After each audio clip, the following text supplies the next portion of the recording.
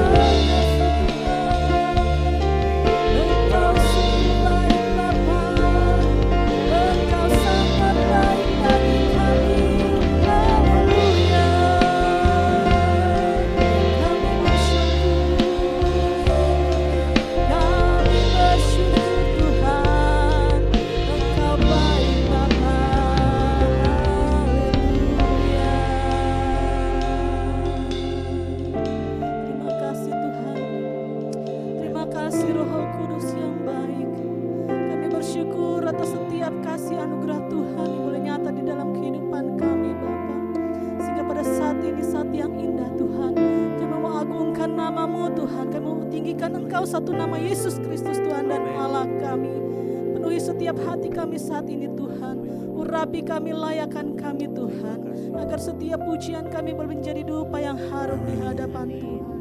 Terima kasih Bapa, terima kasih Tuhan. Memberkati ibadah kami dari awal, pertengahan hingga akhir, biar semua boleh jadi untuk hormat kemuliaan nama Tuhan saja. Dan apabila ada kuasa yang tidak berkenan hadapan Tuhan yang mengganggu jalannya ibadah kami patahkan, hancurkan, tolak keluar kuasanya di dalam nama Yesus Kristus. Biar kami hanya undang kuat kuasa Roh Kudus-Mu. Boleh ada tempat ini hadir setiap hati dan pikiran kami, untuk kami luasa memuji muliakan kebesaran nama Tuhan. Terima kasih Bapa, terima kasih Tuhan Yesus. Kami siap memuji muliakan nama-Mu Tuhan. Haleluya, haleluya. Syukur bagi-Mu Tuhan. Sungguh besar Tuhan pengorbanan-Mu bagi kami. Sungguh ajaib perbuatan-Mu nyata dalam hidup kami.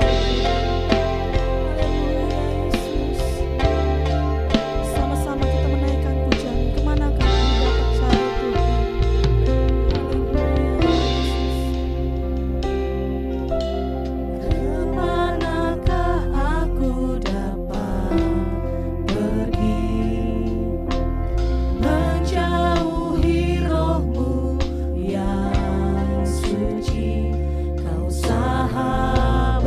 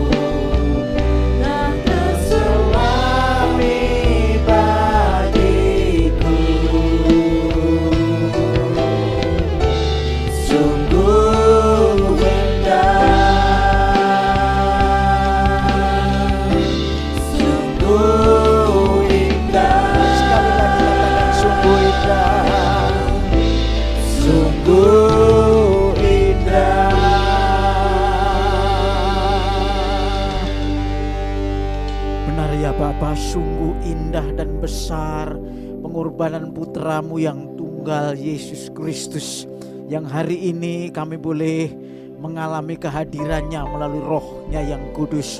Kami bersyukur ya Bapa, kembali kami boleh beribadah dan memuji memuliakan Engkau.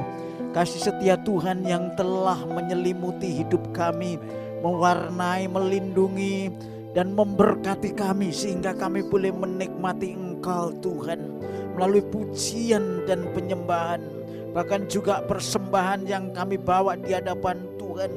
Ini adalah pengalaman setiap pribadi kami. Engkau berkati sepanjang minggu ini, dan kami boleh kembalikan seberapa besar yang boleh kami bawa kepadamu.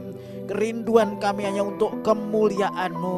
Oleh karena itu berkati tangan-tangan yang telah memberi persembahan yang mereka bawa di altar Tuhan, supaya menjadi dupa yang harum bagi Engkau saja. Terlebih hidup mereka setiap jemaat Tuhan, supaya mereka berkenan di dalam mempersembahkan hidupnya secara pribadi. Terima kasih Tuhan, berkati seluruh keberadaan kami semua sidang jemaat Tuhan yang hari ini mengikuti ibadah secara online, dan tiba saatnya kami semua akan mendengarkan firman Tuhan. Olehnya Tuhan urapi kami sekalian, yang sebentar kami juga akan menerima perjamuan asa yang kudus, supaya hati kami terbuka sepenuhnya untuk Engkau, dan Kau memberkati kami melalui roti dan anggur yang boleh kami makan dan minum, memperingati hari kematian di mana Tuhan telah mati untuk segala dosa dan kesalahan kami. Terima kasih Tuhan, kami siapkan hati kami untuk menerima berkat firman-Mu, dan urapi kami sekalian, baik hamba-Mu maupun kami semua yang mendengarkan firman Tuhan. Kami siap mendengarkan firman Tuhan dalam nama Tuhan Yesus Kristus. Haleluya. Amin. Baik, puji nama Tuhan. Salam Bapak Ibu Saudara sidang jemaat Tuhan Gereja Bethel Indonesia yang dikasihi Tuhan, dimanapun Bapak Ibu Saudara kita boleh berada melalui online service pada hari ini, yang sebentar kita juga akan mengikuti pelayanan perjamuan asa yang kudus. Bapak Ibu Saudara yang dikasihi Tuhan, hari ini kita rindu mendengarkan firman Tuhan yang saya akan beri judul Hidup Berpusat pada Kristus. Saudara-saudara, seorang Kristen yang percaya kepada Alkitab, yang diinspirasikan oleh Allah, maka hidupnya berpusat pada Kristus. Karena Kristus adalah puncak penyataan ilahi bagi orang yang percaya kepadanya, sebagaimana firman Tuhan dinyatakan di dalam Alkitab. Karena itu kita sebagai orang Kristen yang hari ini kita boleh mendengarkan firman Tuhan kembali, mari kita renungkan bagaimana kita hidup berpusat pada Kristus. Mengapa kita harus hidup berpusat kepada Kristus? Karena Yesus Kristus adalah pokok anggur dan kita adalah carang-carangnya. Tanpa pokok anggur, tanpa melekat dengan Dia, maka kita tidak akan menghasilkan buah sekecil apapun. Oleh karena itu, Bapak Ibu Saudara yang dikasihi Tuhan, kita akan merenungkan firman Tuhan pada kesempatan yang baik ini dengan tema hidup berpusat pada Kristus. Dan akan kami ambil ayat-ayatnya dari Markus pasal 3 ayat yang pertama hingga yang ke-6 dengan perikop Yesus menyembuhkan orang pada hari Sabat. Bapak Ibu Saudara yang dikasihi Tuhan, saya akan bacakan. Mari Bapak Ibu Saudara boleh mengikuti dengan saksama bersama dengan saya pembacaan firman Tuhan dari Markus pasal yang ketiga ayat yang pertama hingga ayat yang ke-6. Yang demikian bunyi firman Tuhan buat kita sekalian. Kemudian Yesus masuk lagi ke rumah ibadat. Di situ ada seorang yang mati sebelah tangannya. Mereka mengamat-amatinya. Ya Yesus, maksudnya mereka mengamat-amati Yesus kalau ia menyembuhkan orang itu pada hari Sabat, supaya mereka dapat mempersalahkan Dia. Kata Yesus kepada orang yang mati sebelah tangannya itu, mari berdirilah di tengah. Kemudian katanya kepada mereka, manakah yang diperbolehkan pada hari Sabat, berbuat baik atau berbuat jahat, menyelamatkan nyawa orang atau membunuh orang? Tetapi mereka itu diam saja. Ia berduka cita, Yesus berduka cita karena kedegilan mereka, yaitu orang-orang Farisi yang mengkritik, yang tidak setuju dengan apa yang dilakukan Yesus pada hari Sabat ini. Dan dengan marah ia memandang sekelilingnya kepada mereka, lalu ia berkata kepada orang itu, ulurkanlah tanganmu. Dan ia mengulurkannya, maka sembuhlah tangannya itu. Ayat yang ke-6. Lalu keluarlah orang-orang Farisi dan segera bersekongkol dengan orang-orang Herodian untuk membunuh dia. Bapak Ibu Saudara yang dikasihi Tuhan, kalau kita berbicara tentang bagaimana kita hidup berpusat kepada Kristus, karena sumber kehidupan orang Kristen itu dari Tuhan Yesus Kristus. Akulah air hidup. Air yang akan kuberikan akan menjadi mata air yang terus mengalir sampai kepada hidup yang kekal. Jadi Yesus adalah sumber kehidupan kita. Tetapi pada peristiwa hari ini kita akan belajar bagaimana orang yang hidup berpusat kepada Tuhan Yesus Kristus. Saya mengajak kita menyadari sepenuhnya bahwa hidup kita tanpa Yesus kita tidak bisa berbuat apa-apa. Karena dia sumber kehidupan kita. Dikatakan akulah pokok anggur yang benar, kamu carang-carangnya. Barang siapa tetap di dalam aku dan aku dalam dia, maka dia akan berbuah banyak. Dan tanpa aku tak seorang pun dapat berbuat sesuatu pun. Bapak Ibu Saudara yang dikasihi Tuhan, ketika Tuhan Yesus menyembuhkan orang pada hari Sabat, maka banyak orang Farisi, saudara. Banyak orang yang beragama pada waktu zaman Tuhan Yesus itu. Dia mencoba mencari apa yang sedang terjadi ketika Yesus menyembuhkan orang pada hari Sabat. Orang Farisi begitu mengerti bagaimana hari Sabat itu menurut mereka. Banyak kegiatan yang tidak boleh dilakukan. Tetapi rupa-rupanya setelah kita pelajari tentang hari Sabat ini, Tuhan Yesus menyingkapkan satu pewahyuan yang sesungguhnya. Buat saudara dan saya, banyak orang yang mengerti tentang hari Sabat, hari Tuhan, hari Minggu, hari di mana kita boleh beribadah, tapi kita tidak mengerti makna daripada hari Tuhan, hari Sabat itu sendiri. Sehingga inilah yang dialami oleh orang Farisi ketika Tuhan Yesus menyembuhkan orang pada hari Sabat.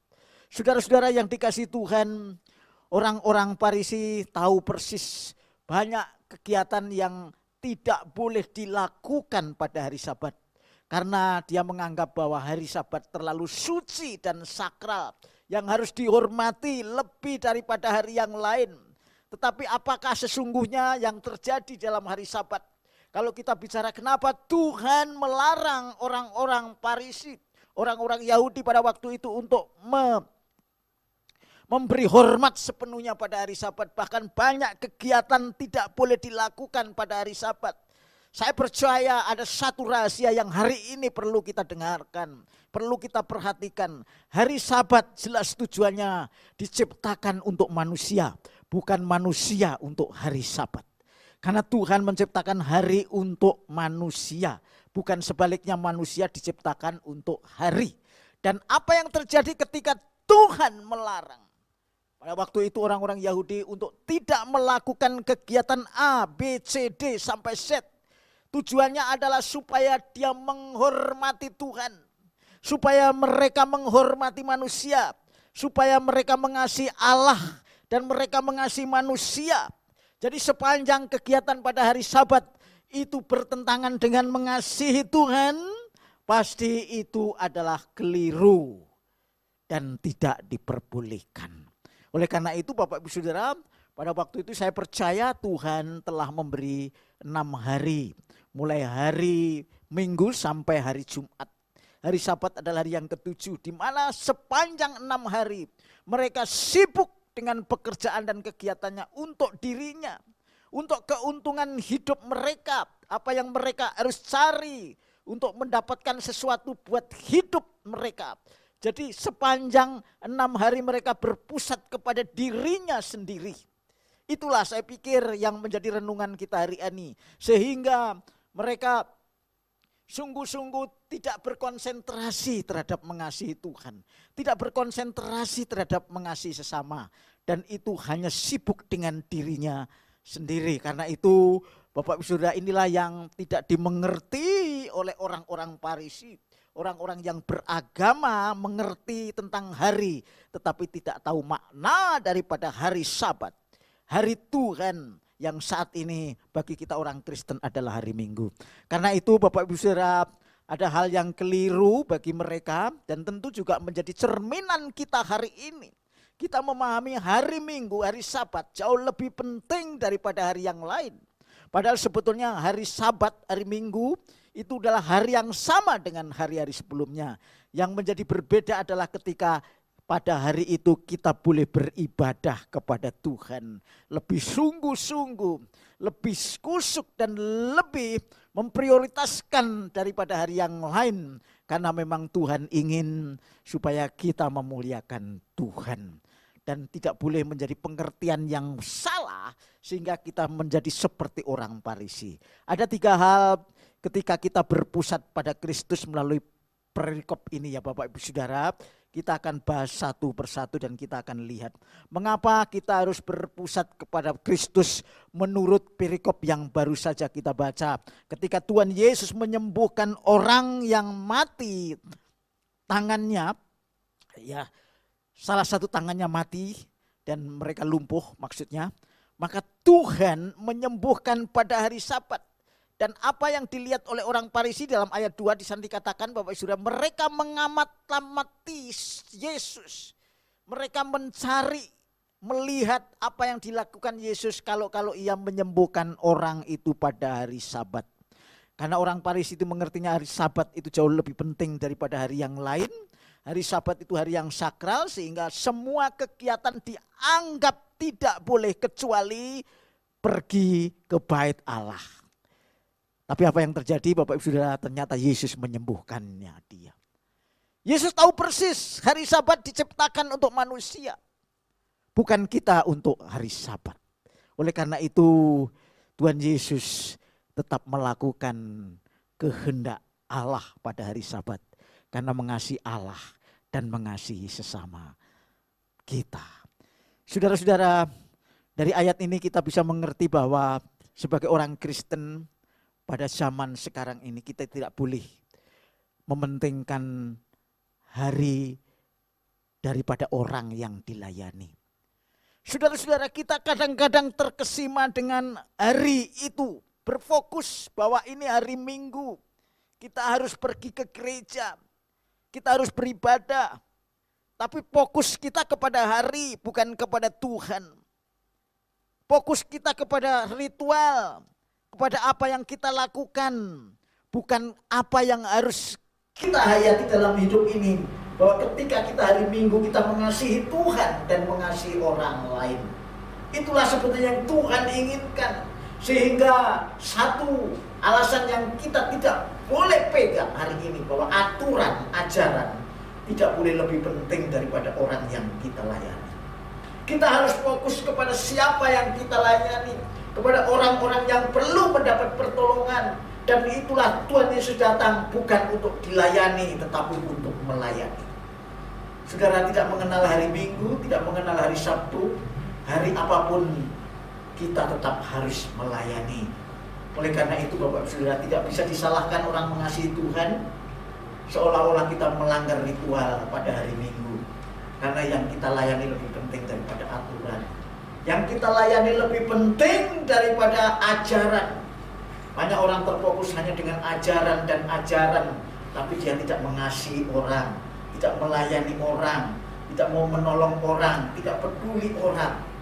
Jadi aturan pergi gereja jauh lebih penting daripada menolong dan menyelamatkan orang.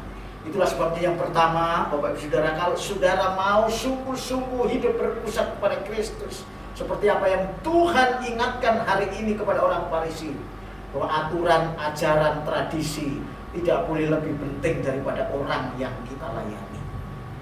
Sebab kita dipanggil untuk melayani orang yang dalam keadaan untuk dilayani. Supaya dia diselamatkan, supaya dia bertobat, supaya dia diberkati, supaya dia kembali kepada Tuhan. Itu yang pertama.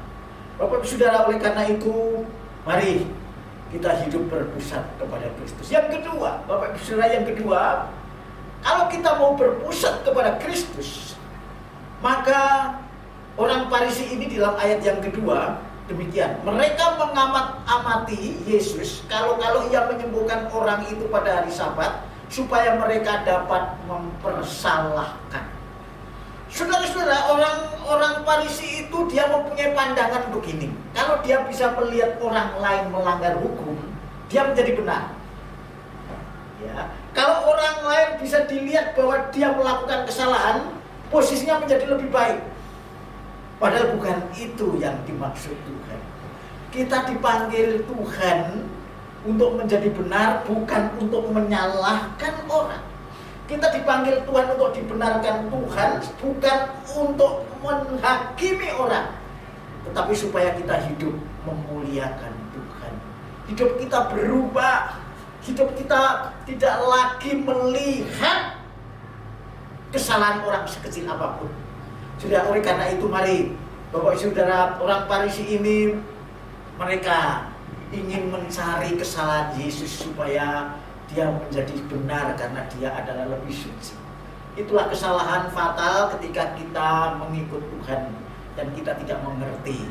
Dengan demikian, yang kedua, jangan sampai kita mengetahui kesalahan orang, mencari kesalahan orang dan membuat kita lebih benar. Itu tidak sama sekali, itu adalah salah paham dan itu harus dihindari. Oleh karena itu Bapak Saudara, konsentrasi kita bukan mencari kesalahan orang, kita mencari bagaimana hidup kita menjadi berkat untuk melayani orang. Saudara-saudara, oleh karena itu pada kesempatan yang baik ini mari kita berpusat kepada Kristus. Hidup kita berpusat kepada Kristus. Yang pertama, bahwa ajaran tidak boleh lebih penting daripada orang yang dilayani. Yang kedua, mengetahui, mengerti kesalahan orang bukan berarti membuat kita lebih benar atau lebih baik, sama sekali. Saudara, sebab kita juga salah seperti orang itu sendiri yang sesungguhnya perlu pengampunan dan perlu pembenaran oleh Tuhan. Karena itu Bapak Saudara dikasih Tuhan, yang kedua, jangan kita lagi melihat kesalahan orang lain. Seperti apa yang diberikan perumpamaan oleh Tuhan Yesus. Pada satu saat ada dua orang, yaitu orang Farisi dan pemungut cukai. Orang ahli Taurat ini datang pergi ke rumah ibadah dan berdoa dalam hatinya. Dia berdoa kepada Tuhan. Makanya dia berdoa begini, Tuhan, kami mengucap syukur atas kebaikan-Mu buat hidupku. Engkau telah memberkati kami. Aku tidak seperti orang ini. Dia menunjukkan, ketika dia berdoa dalam hati, sudah menunjukkan dirinya tidak seperti orang ini. Maksudnya apa? Orang itu tidak pernah perpuluhan, orang itu tidak pernah bersedekah, orang itu tidak pernah pergi ke gereja. Ya, kalau saat ini seperti itu. Nah, ini dalam hati, dan Tuhan katakan orang yang seperti ini tidak akan dibenarkan. Sekalipun dia beribadah, sekalipun dia bersedekah, sekalipun dia bersepuluhan, sekalipun dia berpuasa. Tapi ada satu orang lain lagi. Di dalam Lukas pasal 18 kalau nggak salah bisa dikatakan, aduh, pemungut cukai. Pemungut cukai itu juga berdoa dalam hatinya di bait Allah dengan tunduk kepala, dan dia tidak berani menengadah ke Tuhan, ke atas. Dia, Tuhan, ampuni aku tidak layak di hadapan-Mu. Aku adalah orang berdosa. Tuhan berkata, di antara dua ini, inilah orang yang dibenarkan oleh Tuhan, yang lain tidak. Artinya, kita hidup beragama bukan untuk menjadi orang lebih baik daripada orang lain. Tujuannya bukan itu. Ketika kita boleh menghidupi firman dan kita menjadi semakin hari berkenan di hadapan Tuhan, kedudukan kita masih tetap orang yang berdosa. Tetapi Tuhan yang telah memberi karunia buat saudara dan saya. Karena itu mari Bapak Saudara, jangan mencari kesalahan orang lain untuk membenarkan diri. Kita pun juga salah kepada orang lain dalam banyak hal.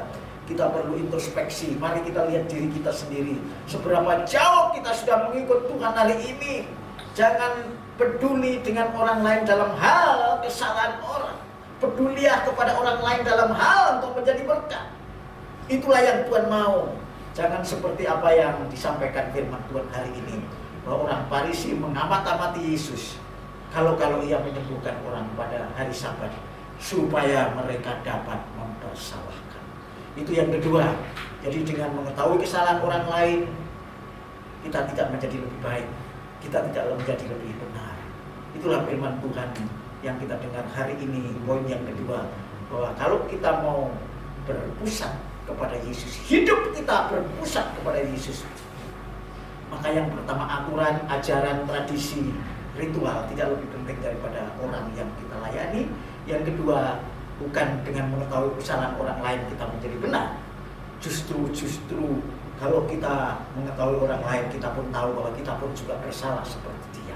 Karena itu jadilah orang yang rendah hati, jadilah orang yang melayani, jangan ngurusin kesalahan orang lain. Yang ketiga, Bapak Ibu Saudara, di dalam ayat yang ke-6 dari pasal 3 dari perikop, Tuhan Yesus menyembuhkan orang yang mati sebelah tangan. Ini adalah ayat yang ketiga, ayat yang ke-6 dari pasal 3 ini berbunyi, lalu keluarlah orang-orang Farisi dan segera bersekongkol dengan orang-orang Herodian untuk membunuh dia. Bapak Ibu Saudara, mereka menganggap bahwa ketika mereka mempunyai kelompok yang mayoritas, mereka mempunyai kelompok yang lebih besar, maka mereka menjadi orang benar. Orang yang membentuk kelompok, membuat klaster, dan mempunyai satu suara, seolah-olah mereka lebih benar daripada orang yang minoritas. Sama sekali tidak. Karena mereka bersekongkol dengan orang-orang Herodian untuk apa? Untuk membunuh. Kesepakatan keseharian kita tujuannya untuk apa? Kalau tujuan untuk memberkati orang, untuk memuliakan Tuhan, untuk menolong orang, pasti itu benar. Tapi kalau persetujuan, walaupun suara mayoritas, tapi untuk menghancurkan sesama, untuk membinasakan orang lain, dan memperlakukan orang tidak adil dan menjadi sengsara, maka suara mayoritas itu adalah suara bukan dari Tuhan. Oleh karena itu yang ketiga, tidak semua suara itu berasal dari Tuhan, sekalipun itu mayoritas. Karena itu Bapak Ibu Saudara yang dikasihi Tuhan, mari ada 3 hal penting bagaimana saudara dan saya untuk hidup berpusat kepada Tuhan Yesus. Yang pertama, kita diperingatkan supaya ajaran, aturan, tradisi, ritualitas kita tidak boleh lebih penting daripada orang yang kita layani. Orang kita layani lebih berharga daripada aturan, daripada hari Sabat, pada hari Minggu, dan hari Tuhannya. Tetapi justru orang itulah yang harus kita layani. Dan itulah tujuan kita dipanggil untuk melayani. Yang kedua, Bapak Ibu Saudara, kalau kita mau hidup berpusat kepada Kristus, maka Bapak Ibu Saudara yang saya ingin kasih tahu, dan firman Tuhan menegaskan buat kita sekalian, dengan mengetahui orang lain bukan berarti kita menjadi lebih benar atau lebih suci atau lebih baik. Justru kita disadarkan ketika kita bisa melihat orang lain keliru, kita pun juga sama. Kita juga orang yang berdosa. Kita juga perlu pengampunan. Kita perlu rendah hati. Kita perlu datang kepada Tuhan. Karena itu Bapak Ibu Saudara, jangan mencari kesalahan orang lain untuk membenarkan diri. Itu adalah gagal paham seperti apa yang Tuhan katakan melalui firman Tuhan hari ini. Yang ketiga, yang terakhir, bahwa suara mayoritas belum tentu suara atau kehendak Tuhan. Sekalipun dipakai di dalam manajemen dewasa ini, bahwa suara terbanyak akan menentukan seolah-olah suara Tuhan. Tergantung bagaimana suara itu ditujukan untuk kemuliaan nama Tuhan, untuk memberkati orang, untuk menolong orang, atau untuk membinasakan orang lain. Karena itu Bapak Ibu Saudara yang dikasihi, mari saya mengajak kita sekalian untuk mencermati, merenungkan 3 hal yang penting buat kita hari ini. Yang pertama, hidup berpusat kepada Kristus, yaitu aturan, ajaran tidak boleh lebih penting dari orang yang kita layani. Dengan yang kedua, dengan mengetahui kesalahan orang lain, bukan berarti kita menjadi lebih benar, sama sekali tidak. Justru kita harus sadar bahwa ketika kita tahu orang lain berbuat salah, kita pun bisa berbuat salah. Yang ketiga, suara mayoritas sekalipun itu banyak, belum tentu kehendak Tuhan. Tergantung tujuannya, apakah untuk menyelamatkan bangsa, menyelamatkan manusia, untuk memuliakan Tuhan, atau justru untuk menyengsarakan dan membuat orang lain menderita. Kiranya firman Tuhan yang hari ini kita dengar bersama memberkati kita sekalian. Haleluya. Amin. Baik, puji nama Tuhan. Bapak Ibu Saudara, kita akan angkat satu pujian, Kasih Allahku sungguh telah terbukti, dan kita akan mempersiapkan diri untuk menerima perjamuan asa yang kudus. Kasih Allahku sungguh telah terbukti. Kasih Allahku sungguh telah terbukti ketika Dia serahkan anaknya. Kasih Allah mau berkorban bagi kau dan aku. Tak ada kasih seperti kasih-Mu. Kasih Allahku, kasih Allahku sungguh telah terbukti ketika Dia serahkan anaknya. Kasih Allah mau berkorban bagi kau dan aku. Tak ada kasih seperti kasih-Mu. Bersyukur, bersyukur, bersyukurlah, bersyukur karena kasih setia-Mu. Ku sembah, ku sembah, ku sembah dan ku sembah. Selama hidupku ku sembah Kau Tuhan. Selama hidupku ku sembah Kau Tuhan. Selama hidupku ku sembah Kau Tuhan. Bapak, terima kasih buat firman-Mu hari ini yang boleh kami dengarkan. Kami percaya Tuhan, Kau telah memberikan apa yang kami perlukan untuk hidup berpusat pada Kristus. Tanpa Tuhan, tanpa Yesus kami tidak bisa berbuat apa-apa. Oleh karena itu, apa yang telah Kau taburkan dalam hati kami, biar kami boleh lakukan, bahwa hidup ini tidak tergantung oleh aturan, tidak berpegang oleh apa yang menjadi tradisi, tetapi lebih kami melayani orang yang lebih mulia daripada aturan itu sendiri. Kemudian ya Tuhan, biarlah Engkau menyingkapkan rahasia kebenaran ini. Dengan apa kami boleh melihat kesalahan orang, berarti kami juga merasa kami juga orang berdosa. Oleh karena itu tolong kami supaya kami menyadari kami menjadi orang yang rendah hati. Ketika kami boleh melihat orang lain bersalah, kami pun juga menjadi orang yang seperti dia, perlu pengampunan, perlu belas kasihan Tuhan. Oleh karena itu biarlah firman-Mu Kau tanamkan buat kami sekalian, supaya hidup kami sungguh-sungguh berpusat pada Kristus.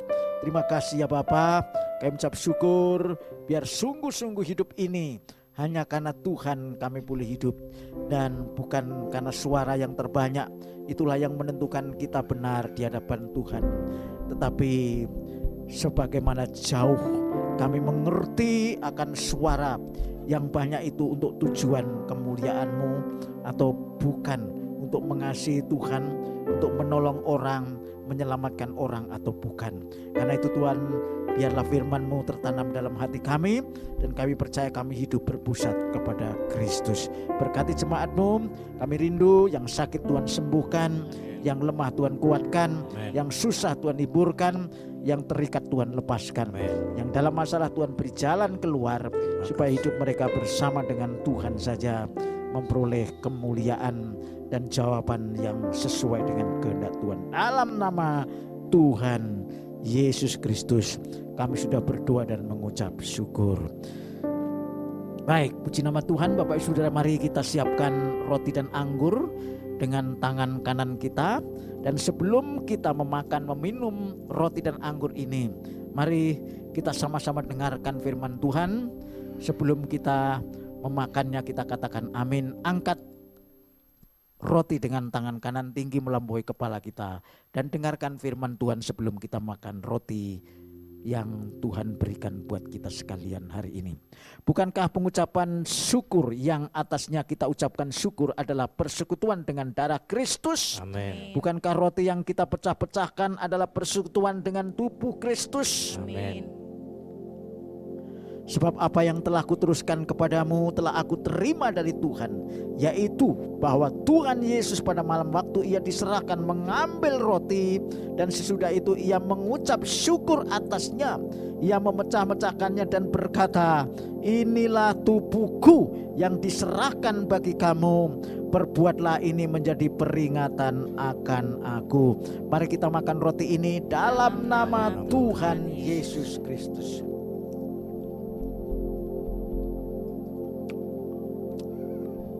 Terima kasih Tuhan. Terima kasih Tuhan buat tubuhmu yang terpecah-pecah di atas kayu salib. Dan pada hari ini kami boleh peringati dengan makan roti yang menggambarkan sepenuhnya daripada tubuh Kristus yang terpecah karena dosa dan kesalahan kami. Terima kasih Bapa. Terima kasih Tuhan Yesus. Terima kasih Tuhan Yesus. Terima kasih Tuhan. Mari kita angkat cawan anggur dengan tangan kanan melampaui kepala kita tinggi. Dan sebelum kita meminum anggur ini, mari kita dengarkan firman Tuhan. Demikian juga ia mengambil cawan sesudah makan, lalu berkata, cawan ini adalah perjanjian baru yang dimeteraikan oleh darahku. Perbuatlah ini setiap kali kamu meminumnya menjadi peringatan akan aku. Mari kita minum anggur ini dalam nama Tuhan Yesus Kristus.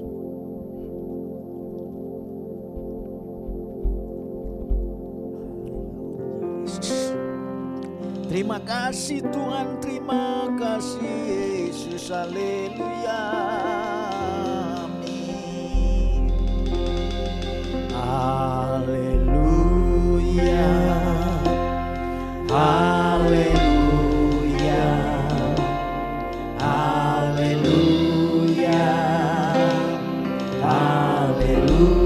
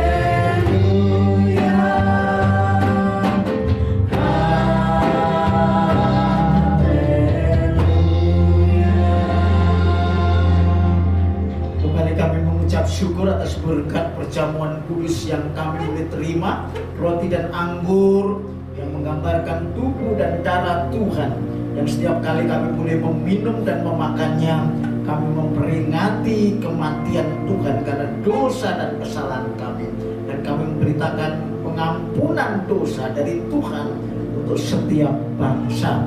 Oleh karena itu Tuhan, kami bersyukur buat anugerah-Mu yang telah Kau nyatakan buat kami 2000 tahun yang lalu. Untuk kami sekalian yang hidup pada zaman akhir ini, bahwa Kau telah mengampuni kami supaya kami hidup dalam kebenaran dan memuliakan Engkau. Terima kasih Bapa. Kami ucap syukur dan kami sudah berdoa dalam nama Tuhan Yesus Kristus. Haleluya. Amin. Baik, puji nama Tuhan. Bapak Ibu Saudara, tiba saatnya kita akan memperhatikan beberapa pengumuman dari multimedia GBI Sigma.